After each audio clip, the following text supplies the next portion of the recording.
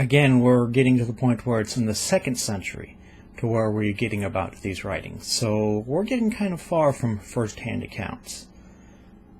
Quite later than the rest of everybody else. Let's listen to this one. Bar Superior. Mara Bar Superior of Syria penned this letter from prison to his son. What advantage did the Athenians gain from putting Socrates to death? Famine and plague came upon them as a judgment for their crime. What advantage did the men of Samos gain from burning Pythagoras? In a moment their land was covered with sand. What advantage did the Jews gain from executing their wise king? It was just after that that their kingdom was abolished. God justly avenged these 3 wise men.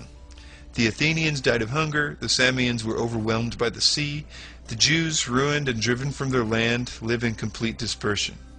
But Socrates did not die for good. He lived on in the teachings of Plato. Pythagoras did not die for good. He lived on in the statue of Hera. Nor did the wise king die for good. He lived on in the teaching which he had given.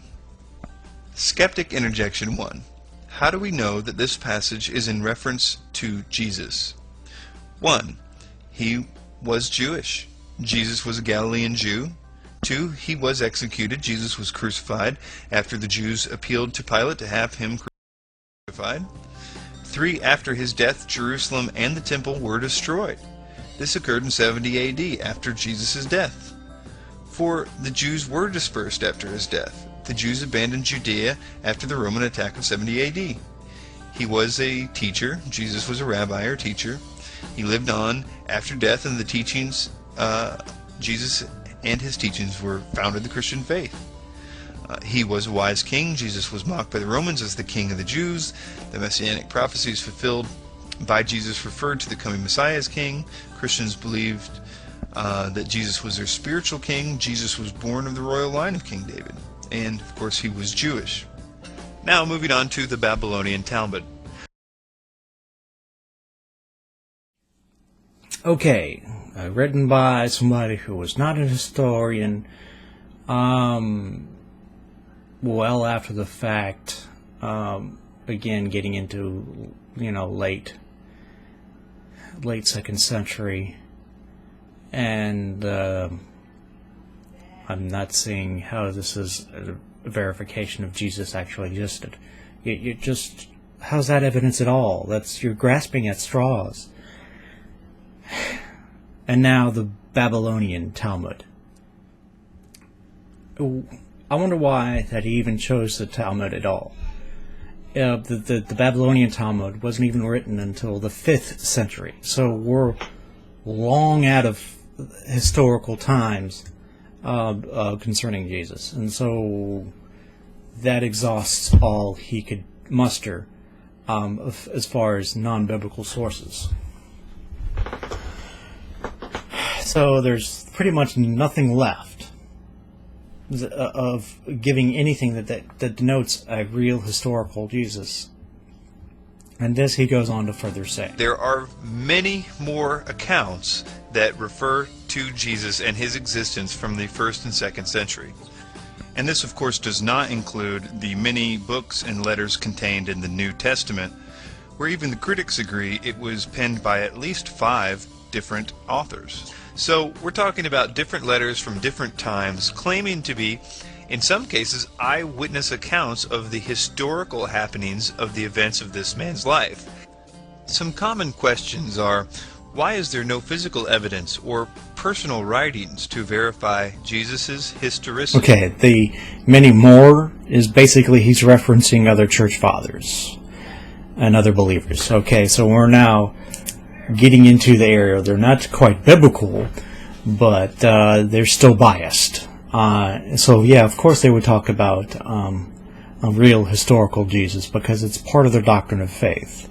Now, at that time, there were also other Christians that claimed Jesus did not exist, at least not physically, that he did everything in the mythical realm. These are the Gnostics. So, just to make everybody aware, are people that claim that during that time that Jesus didn't exist. As a matter of fact, there were many different sects of Christianity at that time. So it's no surprise that you'll find at least one sect, and it's the sect that survived that claimed about historical Jesus. Let's finish this up. The Bible has been accused on several occasions of committing historical errors, but has later been proven accurate through archaeological finds. For instance, the Old Testament mentions a tribe of people known as the Hittites. Skeptics pointed out that there was no such civilization in history, yet in the 19th century, records of the Hittites were discovered within Assyrian ruins.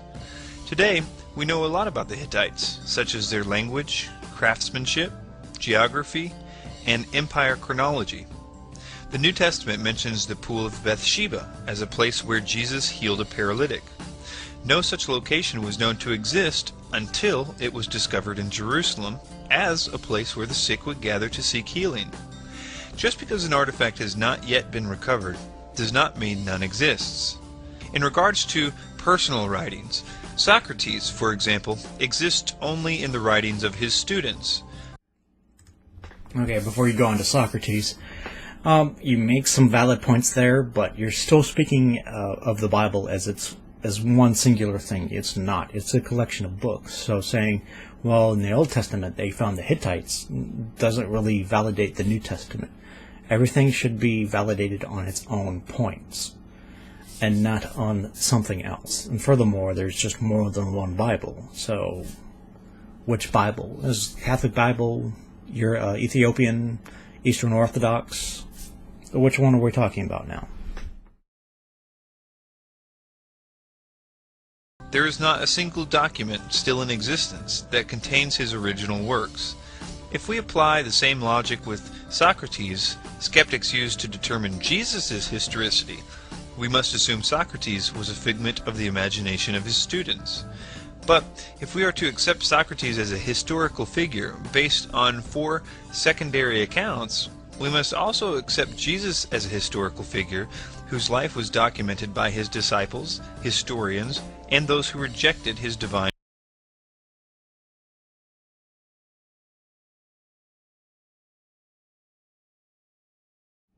Okay.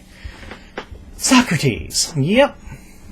He's right about that. And there's actually some that some experts on Socrates are actually considering that he may actually never existed.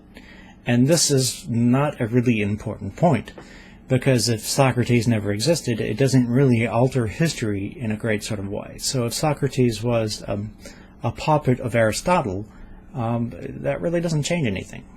But if, say, Julius Caesar didn't exist, and he didn't take the march across the Gaul or whatever, history would be quite different.